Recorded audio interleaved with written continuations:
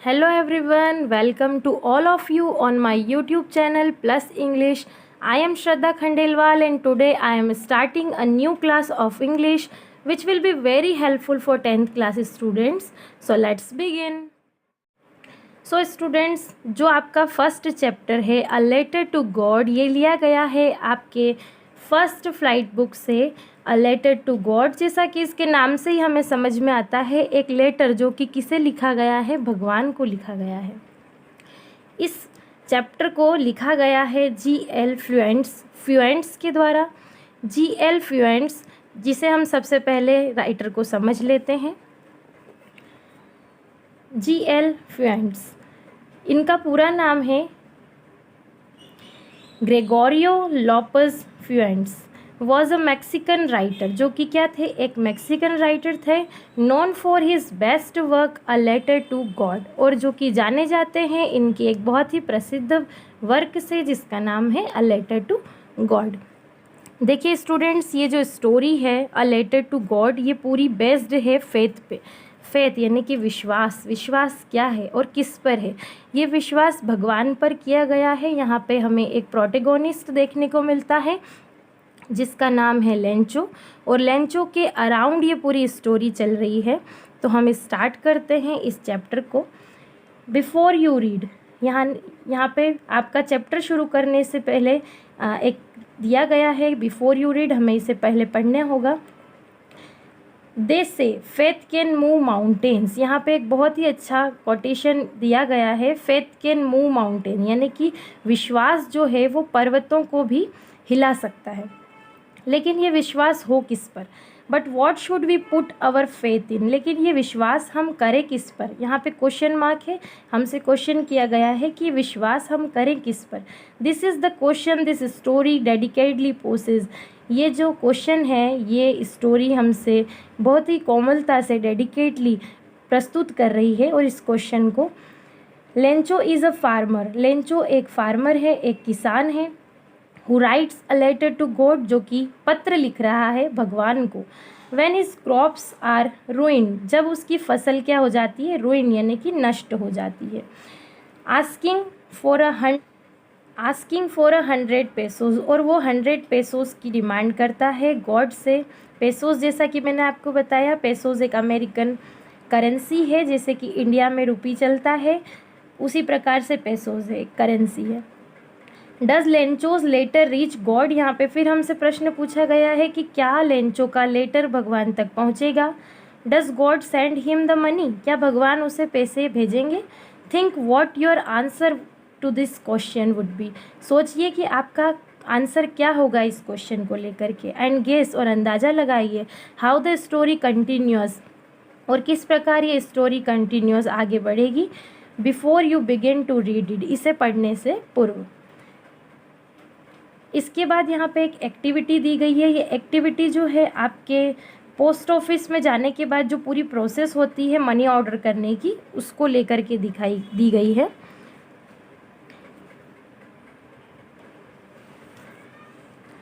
यहाँ पे एक मनी ऑर्डर का ये एक फॉर्मेट होता है जो कि पोस्ट ऑफिस में हमें देखने को मिलता है, और ये बहुत ही सिंपल सी प्रोसेस है। अगर आप पोस्ट ऑफिस में जाते हैं तो ये सारी प्रोसेस आपको मिलेगी करने के लिए।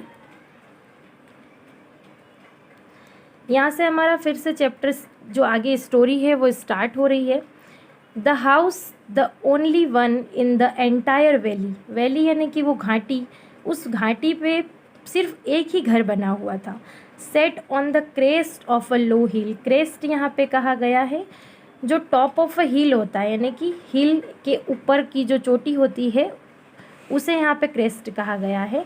और ये जो हाउस है ये कहाँ पे सेट था, स्थित था, set on the crest of a hill. From this height one could see the river, इस हाइट से यानी कि इस हाउस से हम क्या देख सकते हैं, रिवर देख सकते हैं यानी कि नदी देख सकते हैं। And the field of ripe corn, और क्या देख सकते हैं, जो फसल है राइप कॉर्न, मक्के की फसल जो बोई गई है उसे देख सकते हैं। Dotted with the flowers that always promised a good harvest, और इन फसल के बीच में क्या है, फ्लावर्स हैं जो कि हमेशा हमें क्या इंडिकेशन देते हैं, ये इंडिकेशन देते हैं कि बहुत ही अच्छी फसल होगी, गुड हार्वेस्ट होगी। ठीक है, हार्वेस्ट यानी कि फसल। देखिए कॉर्न और हार्वेस्ट, यहाँ पे दो वर्ड्स हैं, कॉर्न है, एक है हार्वेस्ट। कॉर्न जो है वो बोई गई फसल होती है, बोई गई फसल, और जो हार्वेस्ट है जब फसल पूरी तैयार हो जाती है तब उसे हम हार्वेस्ट कह देते हैं। ठीक है, तो यहाँ पे कहा गया है कि उस फसल के बीच में, जब वो कॉर्न की फसल के बीच में फ्लावर्स हो सकते हैं तो ये इंडिकेशन देता है कि यहाँ पे बहुत ही अच्छी फसल होगी। The only thing the earth needed was a downpour. Downpour यहाँ पे वर्षा को कहा गया है। तो जो अर्थ को, the only thing the earth needed, जो आवश्यकता है सिर्फ एक चीज़ की इस पृथ्वी को, वो क्या है, डाउनपोर यानी कि वर्षा की, और एटलीस्ट अ शावर। यहाँ पे शावर भी वर्षा ही है, लेकिन किस प्रकार की शावर, जो कि फसलों को आवश्यकता होती है धीमी धीमी वर्षा की, उसे यहाँ पे शावर कहा गया है। Through out the morning Lencho, पूरी सुबह से लेंचो जो है, देखिए अब हमारा प्रोटेगोनिस्ट आ चुका है लेंचो। लेंचो क्या कर रहा है, who knew his field intimately. Intimately यानी कि बहुत ही गहराई से जब हम किसी चीज़ को पहचानते हैं तो हम इंटीमेटली शब्द का यूज़ करते हैं। लेंचो जो कि अपनी फील्ड को बहुत ही इंटीमेटली जानता है, हैड डन नथिंग एल्स, उसने सुबह से कुछ नहीं किया, but see the sky towards the north east. लेकिन वो क्या देख रहा था, स्काई को देख रहा था, आसमान को देख रहा था, किस तरफ के, नॉर्थ ईस्ट से जो बादल आ रहे हैं उनकी तरफ देख रहा था। Now we are really going to get some water woman, यहाँ पे कोटेशन दिया गया है, ये लेंचो कह रहा है, वुमन यहाँ पे उसकी वाइफ को दर्शाता है, अपनी वाइफ के लिए कह रहा है। Now we are really going to get some water woman, यानी कि अब हमें जो है पानी मिलने वाला है, उस महिला को कह रहा है। देखिए जो कोटेशन है, जब आप क्वेश्चन आंसर पुट करते हैं एग्ज़ाम में और इस कोटेशन को अगर अपने आंसर के बीच में डालते हैं तो बहुत ही अच्छी मार्किंग होगी, बहुत ही अच्छे नंबर्स आपको मिलेंगे। तो ये ध्यान रखिएगा, ये बहुत ही इम्पॉर्टेंट है, इसे अंडरलाइन करके रख देती हूँ मैं। The woman who was preparing supper, अब यहाँ पे सपर एक वर्ड यूज़ किया गया है। सपर कहते हैं हम जब रात का भोजन करते हैं, डिनर, उसे ही हम क्या कहते हैं, सपर कहते हैं। The woman who was preparing supper, जो कि क्या बना रही थी, रात का भोजन बना रही थी। रिप्लाइड, उसने रिप्लाई किया, यस गॉड विलिंग, अगर भगवान ने चाहा तो, मतलब कि उसने जब कहा कि बारिश होगी तो वो कहती है कि the older boys were working in the field while the smaller ones were playing near the house until the woman called to them all। जो ओल्डर बॉयज़ थे, जो बड़े बच्चे थे, बड़े लड़के थे, वो क्या कर रहे थे, were working in the field, field में काम कर रहे थे। while the smaller ones were playing near the house, जो वो छोटे बच्चे थे, छोटे बच्चे थे, वो क्या कर रहे थे, प्लेइंग नियर द हाउस, घर के पास में खेल रहे थे। until the woman called to them all, जब तक कि, until का मतलब है जब तक कि उस महिला ने उनको आवाज़ न लगाई। कम फॉर डिनर, डिनर के लिए आ जाओ। It was during the meal, ये जब भोजन चल रहा था उसके दौरान, जस्ट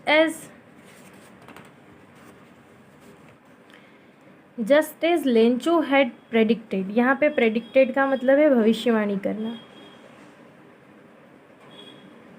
भविष्यवाणी करना, प्रेडिक्टेड, वैसे ही जैसे कि लेंचो ने प्रेडिक्ट किया था, यानी कि भविष्यवाणी की थी। Big drops of rain began to fall, बड़ी बड़ी बूंदें जो है बारिश की गिरने लगी। In the north east huge mountains of clouds could be seen approaching, north east से, उत्तर पूर्व से जो बादल हैं, क्लाउड्स के, ह्यूज माउंटेन, बड़े बड़े जो है झुंड बादलों का पर्वत दिखाई देता है, could be scene. The air was fresh, जो एयर है वो कैसी थी, फ्रेश, ताज़ा थी, एंड स्वीट, बहुत ही मधुर थी। The man went out for no other reason than to have the pleasure of feeling the rain on his body, जो मैन है, यहाँ पे मैन किया कहा गया है लेंचो को। The man went out for no other reason, वो बाहर जाता है और किसी कारण से नहीं, than to have the pleasure of feeling the rain on his body, लेकिन उस प्लेजर को फील करने के लिए, आनंद लेने के लिए बारिश का उसकी बॉडी पर। एंड व्हेन ही रिटर्न्ड, जब वो वापस आता है, ही एक्सक्लेम्ड, यहाँ पे एक्सक्लेम्ड का मतलब है बहुत ही भाव से जब हम किसी चीज़ को बताते हैं तब हम एक्सक्लेम्ड का यूज़ करते हैं। When he returned he exclaimed, जब वो आया तो उसने कहा, this aren't rain drops falling from the sky, ये रेन ड्रॉप्स नहीं है जो कि बादलों आसमान से गिर रही हैं, दे आर न्यू कॉइन्स, ये तो नए नए सिक्के हैं, कॉइन्स कहा गया है यहाँ पे रेन ड्रॉप्स को। The big drops are 10 cents, जो बड़ी बड़ी बूंदें हैं उसे वो कह रहा है कि तो 10 सेंट्स की है। And the little ones are 5, और जो छोटी बूंदें हैं वो 5 सेंट्स की हैं। With a satisfied expression he regarded the field of ripe corn with its flower, बहुत ही संतोषजनक भाव से जो है वो मना करता है the field of ripe corn, वो बताता है फील्ड ऑफ राइप कॉर्न को, with its flower draped in a curtain of rain, उसका जो फील्ड है और जो फ्लावर है, कॉर्न है, जो उसकी फसल है राइप कॉर्न, और जो फ्लावर है वो ड्रैप्ड हो चुके हैं, यानी कि पूरी तरह से कवर हो चुके हैं, इन अ कर्टन ऑफ रेन, यानी कि बारिश के चादर में। यहाँ पे कर्टन यानी कि पर्दा भी होता है, और यहाँ पे चादर बताया गया है कि बारिश की चादर में पूरी तरह से उसका जो फील्ड है, जो राइप कॉर्न है, जो फ्लावर है, वो पूरी तरह से कवर हो चुके हैं।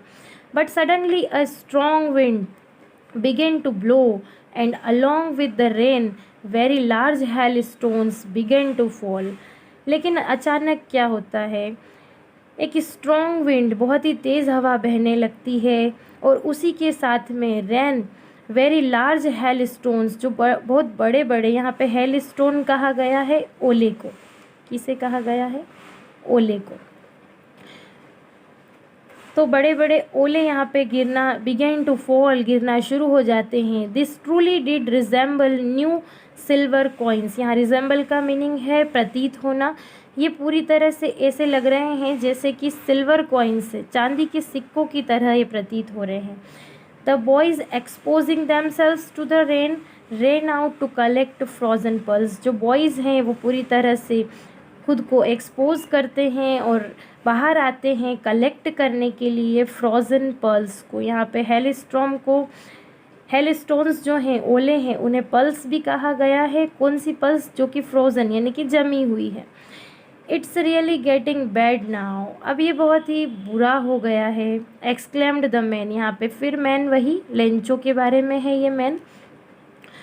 एक्सक्लेम्ड द मैन यानी कि लेंचो फिर से एक्सक्लेम करता है कि बहुत ही बुरा हो चुका है। I hope it passes quickly, मैं आशा करता हूँ कि ये बहुत ही जल्दी पास हो जाए, बहुत ही जल्दी गुजर जाए। It did not pass quickly, लेकिन ये बहुत जल्दी नहीं गुजरा। For an hour the hail rained on the house, the garden, the hillside, the cornfield, on the whole valley, 1 घंटे से जो है, जो हेल है यानी कि जो ओले हैं वो बरस रहे हैं हाउस पे, गार्डन पे, हिल साइड पे, कॉर्नफील्ड पे, और पूरी वैली पे 1 घंटे से जो है ओलों की बारिश हो रही है। द फील्ड वॉज वाइट, अब जो पूरा खेत है वो सफ़ेद हो चुका है। As if covered with salt, ऐसा प्रतीत हो रहा है जैसे कि पूरे खेत पर नमक जो है वो जम गई हो, नमक ढक गई हो। Not a leaf remind on the trees, एक भी पत्ती, रिमाइंड यानी कि शेष नहीं रही उस पेड़ पर। The corn was totally destroyed, जो कॉर्न है, जो फसल है मक्का की, वो पूरी तरह से डिस्ट्रॉयड यानी कि नष्ट हो चुकी है। The flowers were gone from the plants, जो फ्लावर्स हैं वो गिर चुके हैं पौधे पे से। Lencho soul was filled with sadness, और अब जो लेंचो का मन है, जो लेंचो की आत्मा है, वो पूरी तरह से दुखी हो चुकी है। When the storm had passed, जब स्टॉर्म, जो वो तूफ़ान आया था, हेल स्टॉर्म आया था, वो गुज़र जाता है। He stood in the middle of the field, तो लेंचो जो है अपनी फील्ड के बीचों बीच जाकर खड़ा होता है। And said to his sons, अपने बच्चों से कहता है, a plague of locusts would, यहाँ पे प्लेग जो है झुंड को कहा गया है। और ये लॉकस जो कहा गया है, लॉकस देखिए यहाँ पे दिखाया गया है, insects which fly in big swarms यानी कि ग्रुप्स में, जब बहुत सारे कीड़ों का झुंड आता है, किसको, फसलों को नष्ट करने के लिए, डिस्ट्रॉय क्रॉप्स को नष्ट करने के लिए आता है, तो हम उसे लॉकस कहते हैं। Have left more than this, तो ये कह रहा है लेंचो कि जो वो इंसेक्ट का झुंड आता है ना, वो भी इससे ज़्यादा छोड़ जाता है खेत में। The hell has left nothing, लेकिन ये जो ओलावृष्टि हुई है इसने तो कुछ भी नहीं छोड़ा। यानी कि लेंचो कह रहा है मिडल ऑफ द फील्ड में खड़े होके ये बोल रहा है कि जो प्लेग, इनका झुंड आया है इंसेक्ट्स का, इसने ये भी इतना छोड़ जाता फील्ड में, लेकिन इस हेल स्टॉर्म ने तो कुछ भी नहीं छोड़ा है। This year we will have no corn, इस साल हमारे पास कोई फसल नहीं होगी। That night was a sorrowful one, sorrowful यानी कि बहुत ही दुखद, तो वो जो रात थी लेंचो के लिए बहुत ही दुखद थी। All our work for nothing, हमारा सारा काम जो भी हमने किया वो कुछ भी नहीं रहा। There is no one who can help us, यहाँ पे कोई नहीं है जो हमारी हेल्प करे, जो हमारी मदद करे। We will all go hungry this year, हम सभी को इस साल भूखे रहना होगा। तो ये जो है आपका अ लेटर टू गॉड का पार्ट 1 कंप्लीट होता है यहाँ पे। और इसका जो नेक्स्ट पार्ट है हम हमारी नेक्स्ट वीडियो में कवर करेंगे। इससे संबंधित चैप्टर से जो भी आपको कोई दिक्कत रही हो या कोई क्वेरी हो तो आप कमेंट बॉक्स में ज़रूर बताइएगा। सो मिलते हैं नेक्स्ट वीडियो में। Please like share and subscribe my channel. Thank you so much.